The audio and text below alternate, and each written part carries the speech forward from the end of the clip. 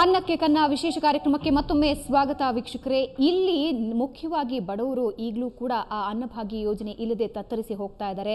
ಎಲ್ಲೋ ಕಸದು ಹೋಗ್ತಾ ಇರೋದು ಅನ್ಯರ ಹಕ್ಕಲ್ಲ, ಅದು ನಿಮ್ಮ ಹಕ್ಕು. ಅದು ಯಾರ ಹೊಟ್ಟೆಗೆ? ಯಾವಾಗಲೂ ಕೂಡ ಇಂತಹ ದಂಧೆಯಲ್ಲಿ ಮುಳುಗಿ ಹೋಗಿರುವಂತಹವರ ಹೊಟ್ಟೆ ಸೇರ್ತಾ ಇದೆ. ಜೊತೆಗೆ ಬೇರೆ ರಾಜ್ಯಗಳಿಗೂ ಕೂಡ ನಮ್ಮ ಅನ್ನಭಾಗ್ಯ ಯೋಜನೆ ಹರಿದು ಹೋಗ್ತಾ ಇದೆ. ಹಾಗಾದ್ರೆ ಯಾವ ರೀತಿ ಈ ದಂಧೆ ನಡೀತಾ ಇದೆ, ಇದ್ರ ಬಗ್ಗೆ ತಿಳ್ಕೊಳ್ಳೋಣ. ಗೌತಮ್ ಚಂದ್ ಅವರೇ, ಬಹಳ ತುಂಬಾ ವಿವರವಾಗಿ ನೀವು ನೋಡಿದಿರಾ ಆ ದಂಧೆ ಯಾವ ರೀತಿ ನಡೆಯುತ್ತೆ ಅಂತ. ಎಲ್ಲಿಂದ ಆರಂಭ ಆಗುತ್ತೆ ಇದು? ನೋಡಿ ಮೇಡಮ್, ಫಸ್ಟ್ ನಮ್ಮ ಫ್ರೆಂಡು ಕಾಂಗ್ರೆಸ್ ಅವರು ಮತ್ತು BJP ಅವರು ಹೇಳ್ತಾ ಇದ್ರು, ನಾ ಯಾರ ಮೇಲೆ ಆರೋಪ ಆಗಲ್ಲ, ನಾ ಬಡವರ ಜನ party, public party, charity become from home. ನಮ್ಮ ಕ್ಷೇತ್ರದಲ್ಲಿ ಇಂಥ ನಡೆಯುತ್ತಾ ಇರೋದು.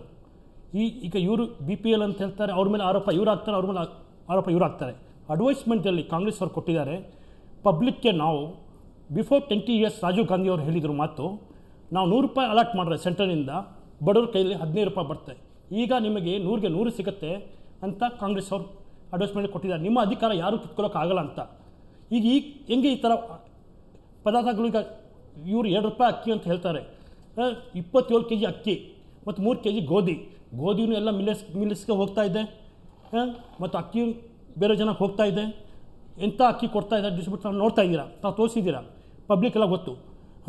ನಾನು ಒಂದು ಮಾತು ಹೇಳ್ತೀನಿ, ಈ ಪಬ್ಲಿಕ್ ಅಡ್ವೈಸ್ಮೆಂಟ್ ಇವ್ರು ಬಹುಟ್ಕೋಸ್ಕರ ಕೊಡ್ತಾ ಇದ್ದಾರೆ, ನಾಟ್ ಫಾರ್ ಬಡವರು ಜನ. ಒಂದು ಗಾದೆ ಇದೆ, ಶ್ರೀಮಂತರು ಸವಾಸ ರಾತ್ರಿ ಉಪವಾಸ. ಇದೇ ಥರ ಕಾಂಗ್ರೆಸ್ ಸವಾಸ ಬಡವ್ರಿಗೆ ಉಪವಾಸ.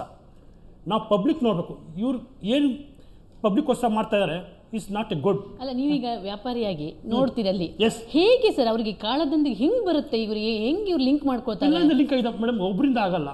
ಇದು ಒಂದು ಮೈಸೂರಲ್ಲಿ ಇಲ್ಲ, ಪೂರ್ತಿ ಕರ್ನಾಟಕದಲ್ಲಿ ಇಲ್ಲ, ಪೂರ್ತಿ ದೇಶದಲ್ಲಿ ನಡೀತಾ ಇದೆ. ಅಲ್ಲ, ನಡೀತಾ ಇದೆ. ಬಟ್ ನಿಮ್ಮ ಮೈಸೂರು ನೋಡಿದಾಗ ಎಲ್ಲಿಂದ ಸ್ಟಾರ್ಟ್ ಆಗಿದೆ? ನೀವು ಯಾರು ಫೌಂಡೇಶನ್ ಯಾರು ಸೀಟ್ ಮಾಡಿರ್ತಾರೆ ಅವ್ರಿಗೆ ಇನ್ಸ್ಟ್ರಕ್ಷನ್ ಆಗ್ತಾರೆ. ನಾನು ಅಪ್ಪ ಸರಿ ಇದ್ರೆ ಮಗ ಸರಿ ಇರ್ತಾನೆ, ನಾನು ಬೀಡಿ ಕುಡಿದ್ರೆ ನನ್ನ ಮಗ ಎಂಡ ಕುಡ್ತಾನೆ, ನಾನು ಸರಿ ಇರಬೇಕು. ಅಂದ್ರೆ ಈಗ ಅಧಿಕಾರಿಗಳಿಂದ ನಡೀತಿದೆ ಅಂತಾರ ಅಥವಾ ರಾಜಕಾರಣಿಗಳಿಂದ ನಡೀತಾ ಇದೆ?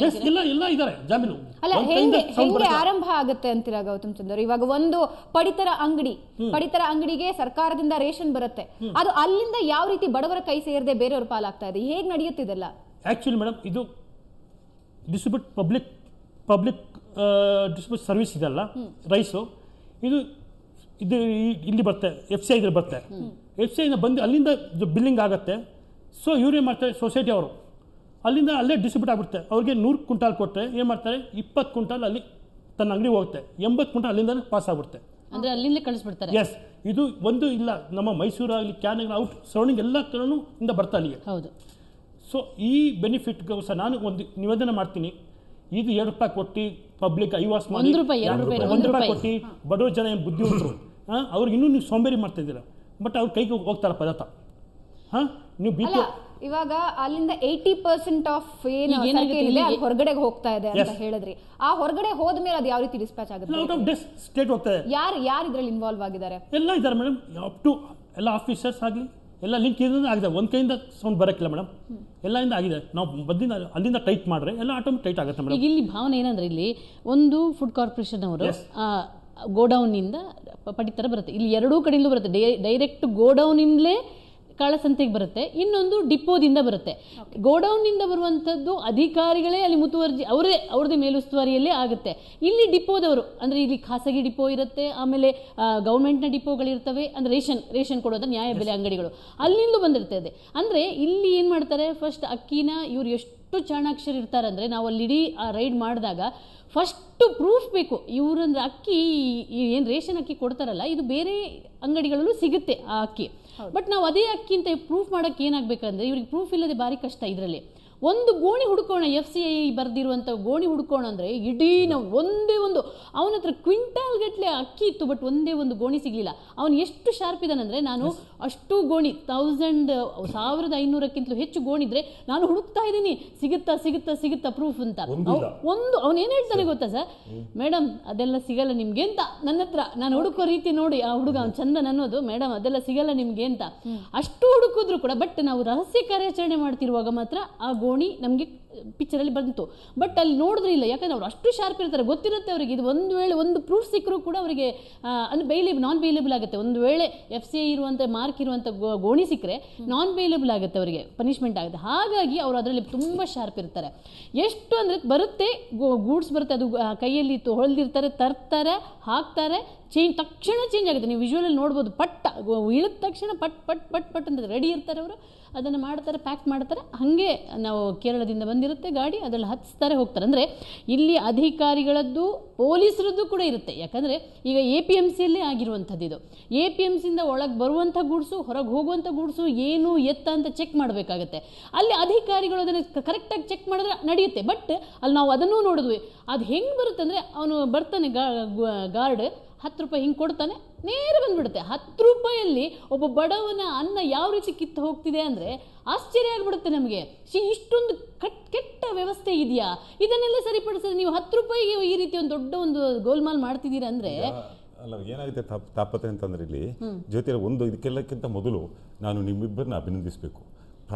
ಜೀವದ ಹಂಗು ತರೋದು, ನೀವು ಇಷ್ಟೆಲ್ಲ ಒಂದು ಕಷ್ಟಪಟ್ಟು ಇಂತಹ ಒಂದು ಕೆಟ್ಟ ಕ್ರಿಯೆಯನ್ನು ಬಹಿರಂಗವಾಗಿ ತಂದಿದ್ದೀರಿ. ಈಗ ಇದರ ಬಗ್ಗೆ ಖಂಡಿತವಾಗಿ ನಮ್ಮ ಸರ್ಕಾರ ಉಗ್ರವಾದಂಥ ಕ್ರಮ ಇನ್ನು ಭವಿಷ್ಯದಲ್ಲಿ ಅದು ಕೈಗೊಳ್ತಿರುವಂಥ ಆಶ್ವಾಸನೆಯನ್ನು ನಾನು ನಮ್ಮ ದಿನೇಶ್ ಗುಂಡೂರಾವ್ ಅವ್ರ ಪರವಾಗಿ, ನಮ್ಮ ಮಾನ್ಯ ಮುಖ್ಯಮಂತ್ರಿಗಳವ್ರ ಪರವಾಗಿ ನಾನು ಆಶ್ವಾಸನೆ ಕೊಡಬಲ್ಲೆ.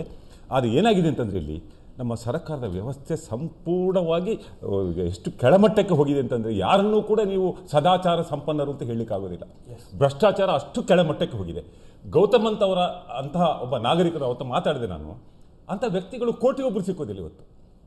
ಅಂತ ಪ್ರಾಮಾಣಿಕತೆ, ಅಂತ ಒಂದು ಒಳ್ಳೆಯ ಜೀವನವನ್ನು ನಡೆಸುವಂತ. ಆಮೇಲೆ ಇನ್ನೊಂದು ಸರ್ ಏನಂದ್ರೆ, ಇವರೆಲ್ಲ ನೋಡ್ತಿದ್ದಾರೆ, ಇಲ್ಲಿ ದಂಧೆ ನಡೆಯುತ್ತೆ ಅಂತ ಅವರೇ ಹೇಳ್ತಾರೆ, 3 ವರ್ಷದಿಂದ ನಡೀತಾ ಇದೆ ಅಂತ ಹೇಳ್ತಾರೆ. ಬಡವರ ಅಕ್ಕಿ ಟನ್ಗಟ್ಲಿಗೆ ಬೇರೆ ರಾಜ್ಯಕ್ಕೆ ಹೋಗ್ತಿದೆ, ಶ್ರೀಮಂತರ ಪಾಲಾಗ್ತಿದೆ, ಎಲ್ರಿಗೂ ಗೊತ್ತು. ಆದರೆ ಒಬ್ಬನೇ ಒಬ್ಬ ದನಿ ಎತ್ತಿ ಹೇಳಿಲ್ಲ. ಯಾಕೆ ಹೇಳಿ ಸರ್, ಯಾಕೆ ಹೇಳಕ್ ಮನಸ್ಸು ನಿಮ್ಮ ಎಲ್ಲರ ಬಾಯಿ ಮುಚ್ಚಿಸ್ತಾರೆ ಗಂಟೆಯವರು. ಎಲ್ಲ ಜೀವಕ್ಕೆ ಆಸೆ ಉಂಟು. ಅಲ್ಲಿ ರೌಡಿಸಮ್ ಎಲ್ಲ ಐತೆ, ಎಲ್ಲ ಎದುರ್ತಾರೆ ಮೇಡಮ್. ಒಳ್ಳೆ ಕೆಲಸ ಮಾಡೋಕ್ಕೆ ಯಾವಾಗ ಎದುರಬಾರ್ದು. ಅಲ್ಲ, ನಿಮ್ಗೆ ಯಾಕೆ ಇಷ್ಟು ನಡೀತಿದ್ರು? ಒಬ್ಬನು ಕೂಡ ಬಂದು ಮಾತು ಹೇಳಲಿಲ್ಲ ಯಾಕೆ ಯಾರಿಗಾದ್ರೂ? ಅವ್ನು ಪೋಸ್ಟಲ್ಲಿದ್ದಾನೆ. ಈಗ ಮೊನ್ನೆ ಈಗ ಅವ್ರು ಕೊಟ್ಟಿದ್ದಾರೆ. ಇದೇ ಥರ ಬೇಕಾದ ಜನ ಮಾಡ್ತಾರೆ ಮೇಡಮ್. ಅವ್ರು ಒಬ್ಬರು ಇಲ್ಲ, ಬೇಕಾದ ಜನ ಮಾಡ್ತಾರೆ, ಪೂರ್ತಿ ಸ್ಟೇಟ್ ಆಗಲಿ ಸೆಂಟ್ರಲ್ ಆಗಲಿ. ಅಲ್ಲ, ನಿಮ್ಮ ಮಂಡಿಯಲ್ಲಿ ಹೇಳ್ಬೋದಲ್ಲ ಸರ್. ಈಗ ಆ್ಯಕ್ಚುಲಿ ಈಗ ನೋಡಿ, ಬೇಲ್ ಕೊಡಂಗಿಲ್ಲ, ಆ್ಯಕ್ಚುಲಿ ನಾನ್ ಬೇಲಬಲ್. ಆ್ಯಕ್ಚುಲಿ ಈಗ ಅಪ್ಪನ ಅಂಗಡಿಯಲ್ಲಿ, ಮಗನ ಅಂಗಡಿಯಲ್ಲಿ ಸಿಕ್ತು, ಅಪ್ಪನ ಅಂಗಡಿಯಲ್ಲಿ ಉಂಟು, ಗೋಡಾನು ಉಂಟು, ನೀವು ಸರ್ವೆ ಮಾಡಿಲ್ಲ, ಆಫೀಸರೆಲ್ಲ ಲಿಂಕ್ ಇದೆ. ಇಂಥ ಬೇಕಾದ ಜನ ಇದ್ದಾರೆ. ಪಾಪ ಅವ್ರ ಮೇಲೆ ಒಬ್ರು ಮೇಲೆ ನಾವು ಹಾಕೋದು ಇವತ್ತು ನಮ್ಮ ಜನ ಯಾರೋ ತಪ್ಪು ಮಾಡ್ಕೊಂಡ್ರೆ ನಮ್ಗೆ ಏನಾಗಬೇಕಾಗಿದೆ, ಒಂದು ಸಮಸ್ಯೆಗೆ ಕಾರಣ ಆಗ್ತದೆ. ನಾನು ನಿಮ್ ಜೊತೆ ಮಾತಾಡ್ತೀನಿ. ವೀಕ್ಷಕರೇ, ಇದು ಕೇವಲ ಒಂದು ಜಿಲ್ಲೆಗೆ ಮಾತ್ರ ಸೀಮಿತವಾಗಿರೋದಲ್ಲ.